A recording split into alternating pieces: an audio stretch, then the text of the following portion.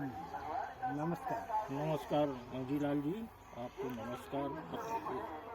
हाँ, हम आपसे एक क्वेश्चन पूछना चाहते हैं कि आलू में लोग बार बार अमीनो एसिड का प्रयोग करते हैं, वो कितना फ़ायदेमंद है कि जैविक का जो हम प्रयोग करते हैं वो फ़ायदेमंद है, क्या अंतर है? देखो, आज हम बताएं कि जो बाजार में एमिनो एसिड फार्म में तमाम टॉनिक के रूप में किसानों को दिए जाते हैं, तो ये एमिनो एसिड एक उत्प्रेरक है और ये ज़्यादातर केमिकल बेस पे आते हैं। जैसा कि आपने कहा, ये बार बार लोग इसका प्रयोग कर रहे हैं, तो इसका बार बार प्रयोग करने का कोई तात्पर्य नहीं है। ये ज़्यादा लोग इस्तेमाल करते हैं तो उससे फसल में नुकसान ही होता है, फ़ायदा उतना नहीं होता है जैसा किसान उम्मीद करता है। एमिनो एसिड ये 30 से 40 दिन की अवस्था पे डालना चाहिए, जिससे फसल में दैहिक उत्प्रेरकता बढ़े, यानी जो उसके अंदर फंक्शन हो वो बढ़े, और जो पोषक तत्व हमने ज़मीन में दिए हैं उसकी उपलब्धता सुनिश्चित कराने के लिए ये प्रयोग किया जाता है। लेकिन तमाम दुकानदार, जैसा कि आपने कह दिया कि बार बार उसका स्प्रे करते, ये एसिड है। अरे बार बार एसिड का प्रयोग करोगे तो उसके नुकसान के अलावा कोई विकल्प है ही नहीं। तो किसान भाइयों, आज हमें ये ध्यान रखना चाहिए कि जो बाज़ार के एसिड चलते हैं, पहले तो उस जो बोतल आपको मिल रही है, जो आपको पैक मिल रहा है, उसको गहनता से पढ़ लिया जाए और फिर उसके हिसाब से प्रयोग किया जाए। जैसे कि तमाम एमिनो एसिड बाज़ार में आ रहे हैं, उनका एक ही मकसद है कि ये फसल ग्रोथ की अवस्था पे इसका प्रयोग करना है, ना कि उनको फलवर्धक के रूप में प्रयोग करना है। अब किसान बार बार प्रयोग कर रहा है तो उससे नुकसान आता है, जैसे कि देखने को मिल रहा है, तमाम इतना एसिड पौधों में पहुंचता है तो पत्तियां का झुलसना शुरू हो जाता है। वो पत्तियां किनारे से लोग क्षेत्रीय भाषा में कहीं परपरा कहते हैं, कहीं पर्रा कहते, कहीं छुर्री रोग कहते हैं, तो ये समस्या आ जाती है। क्योंकि फसल जब 40 दिन के बाद होती है, उस समय उसको मुख्य पोषक तत्व, गौण पोषक तत्व और सूक्ष्म पोषक तत्व को फिर से आवश्यकता होती है, जिससे फसल की बढ़वार, उसके उत्पादन की बढ़वार और उसकी क्वालिटी पे फायदा मिले। तो एसिड, जैसा कि हमने बताया, वो एसिड ये काम करता है, तो इसको जो है, इसको ना लिया जाए। हम आपको बता रहे हैं, जैसा कि आप देख रहे हैं कि ग्रीन प्लेनेट मिशन है, सेव दी मदर अर्थ, यानी जहर मुक्त खेती का अभियान। आज हम उस मंच के तहत बैठे हैं, तो इसमें तमाम न्यूट्रिशियन पौधे को देने के लिए ऐसे तमाम से प्रोडक्ट हैं। जिसे आपको बता दें, ये ग्रो है, इसमें 16 तरह के पोषक तत्व हैं।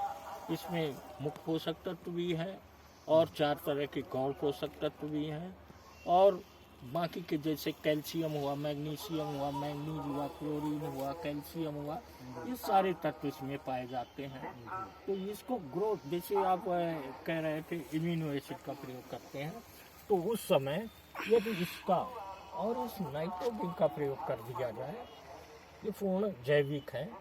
और इसमें बता दें, इसमें भी amino acid, humic acid, नाइट्रोबेंजन, cytokinin वगैरह है नाइट्रोजन में, तो इनका इस्तेमाल फसल पे बेहतर रहता है, फसल बढ़वार और उसके लिए। तो किसान भाइयों को ध्यान रखना चाहिए कि जब फसल 40 दिन के बाद हो जाए या 30-40 दिन पे एमिनो एसिड ना प्रयोग करके इसका प्रयोग करें, तो इससे ये बेहतर होता है। और दूसरा, जब आलू की फसल की आपने बात कही, जब कंद की बढ़वार होती है, उस समय आप इन 2 चीज़ों का प्रयोग कर सकते हैं, नाइट्रोकिन और ब्लूम का। इसमें आपको बता दें, इसमें इसमें आपको बता दें कि ये जो ब्लूम आप लिए हैं, इसमें से सारे पोषक तत्व हैं, मुख्य पोषक तत्व, गौण पोषक तत्व और सूक्ष्म पोषक तत्व। इसमें एक बड़ी खासियत ये है जो फलन के बढ़वार के लिए, फल के बढ़वार के लिए, कंद के बढ़वार के लिए पोटेशियम की मात्रा ज़्यादा है, बोरान की मात्रा ज़्यादा है और कैल्शियम की मात्रा ज़्यादा है। तो इससे पौधा की जो दैहिक प्रक्रिया होती है उसको ये नियंत्रित करके फसल की बढ़वार अच्छी करते हैं। जैसे आप आलू के ले रहे हैं, आलू में श्वसन प्रक्रिया जब तेज होती है तो जो कार्बोहाइड्रेट उसके कंद में जाना चाहिए वो वाष्पीकृत होकर उड़ जाता है। तो इसमें कैल्शियम की मात्रा ज़्यादा है, या जहाँ डिफिशिएंसी कैल्शियम की है वहाँ ये एडीटीए फार्म में कैल्शियम है। इसका आप 12 ग्राम स्प्रेइंग कर सकते हैं।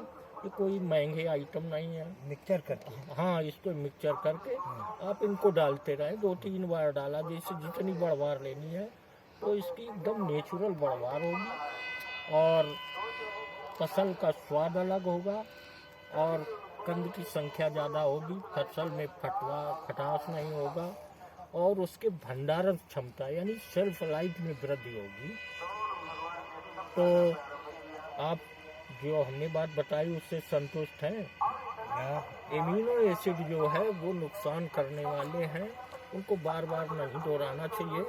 और हम सारे किसान भाइयों से जो हमारा ये देख रहे हैं वीडियो, उनको ये कहना चाहेंगे कि अब हमारे save the mother earth mission में यानी जहर मुक्त खेती में शामिल हों और हमारा मिशन ग्रीन प्लेनेट की तरफ से इपीडा गवर्नमेंट ऑफ इंडिया की ओर से ये सारे किसानों की भलाई के लिए है।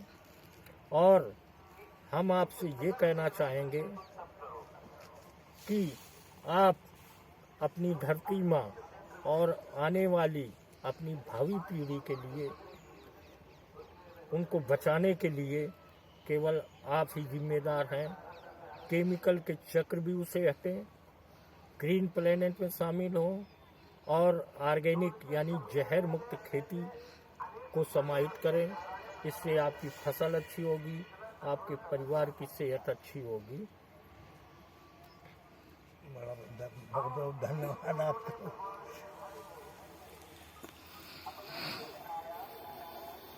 मैं